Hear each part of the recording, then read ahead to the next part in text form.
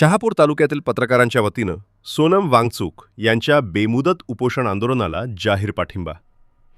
पर्यावरण संवर्धन, लडाखच्या घटनात्मक अधिकारांचं संरक्षण आणि स्थानिक नागरिकांच्या न्याय्य मागण्यांसाठी सामाजिक कार्यकर्ते सोनम वांगचुक यांनी सुरू केलेल्या बेमुदत उपोषण आंदोलनाला शहापूर तालुक्यातील पत्रकारांनी जाहीर पाठिंबा दर्शवला. यावेळी शहापूर तालुक्यातील पत्रकारांच्या शिष्टमंडळानं शहापूर तहसीलदार यांची भेट घेऊन भारताचे राष्ट्रपती, पंतप्रधान आणि केंद्रीय गृहमंत्री यांच्याकडे पाठवण्यासाठी निवेदन सादर केले. निवेदनात सोनम वांगचुक यांच्या आंदोलनाची दखल घेऊन त्यांच्या मागण्यांवर सकारात्मक निर्णय घ्यावा अशी मागणी करण्यात आली.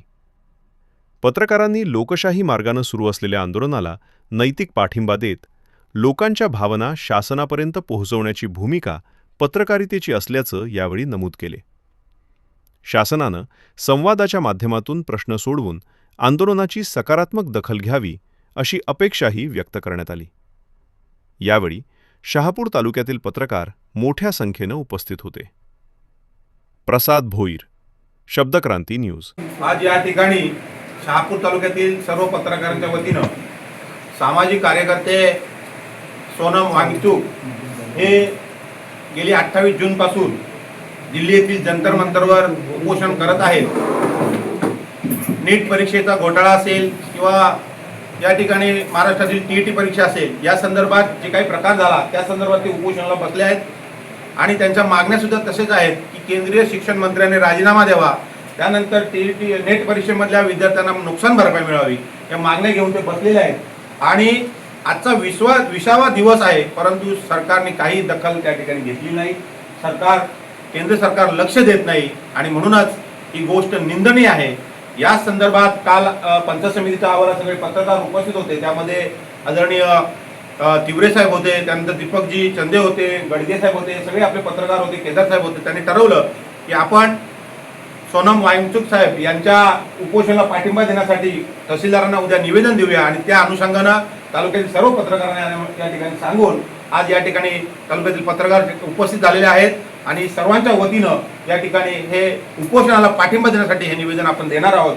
तत्पूर्वी या ठिकाणी आपले ज्येष्ठ पत्रकार आदरणीय काशीनाथजी तिवरे साहेब यांना विनंती करतो की आपण या संदर्भात आपण जो आज पाठिंबा देत आहोत सामाजिक कार्यकर्ते सोनम वांगचुक यांना, तर पत्रकारांच्या वतीनं हा जो पाठिंबा आपण देत आहोत त्या संदर्भाचं मार्गदर्शन किंवा या संदर्भातली माहिती आपण या ठिकाणी द्या.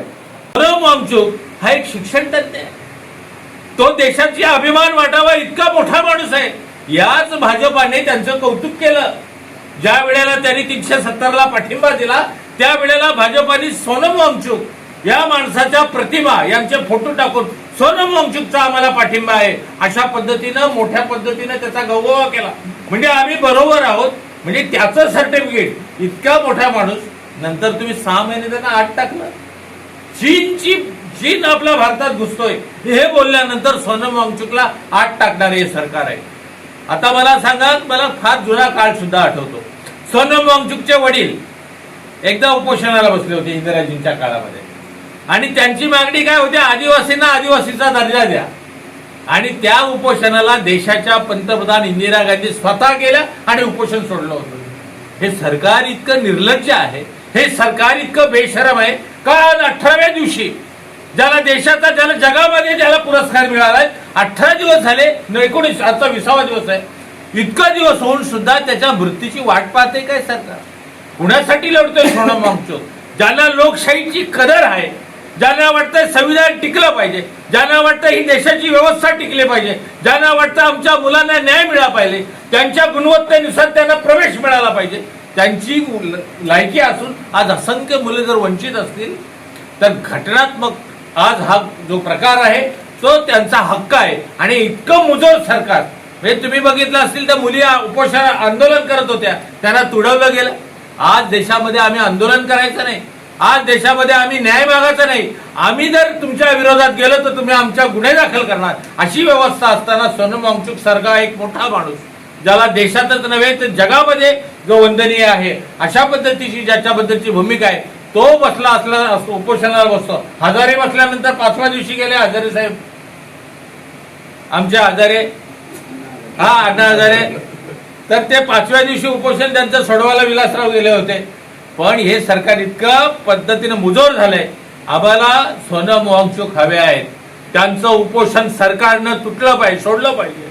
त्यांच्या ज्या मागण्या आहेत त्या रास्त मागण्या आहेत.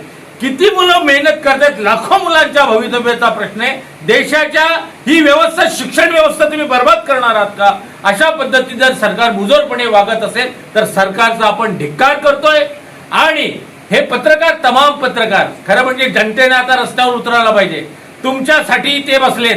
तर त्या सोनम वांगचूक साहेबांना आम्ही चांगलं आरोग्य मिळावं, त्यांना अजूनही उपोषण, त्यांच्यामध्ये जिद्द आहे, त्यांची तब्येत ढासळणे, जीवाला त्यांच्या धोका आहे, तरी सुद्धा ते उपोषण मागे घेत नाहीयेत.